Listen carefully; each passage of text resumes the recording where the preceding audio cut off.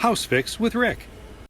Welcome to a House Fix with Rick, and today we've got a professional with us from Quikrete company, Lester Boggs, and he's showing us how they've got an epoxy polyurethane hybrid product that you can use to seal these deep fissures and cracks and control joints in concrete so that moisture doesn't get in there and freeze and thaw and break them even worse.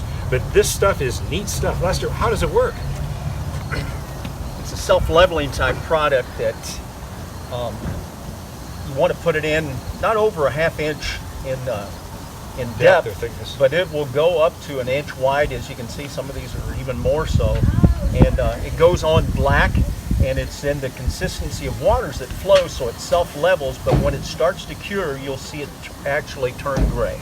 And the trick with all these things is to try it a little bit in an area that you can kind of control, because it's coming out very liquid. So often people, they start with a caulking tube type product and they think it's going to be very thick and heavy and putty-like.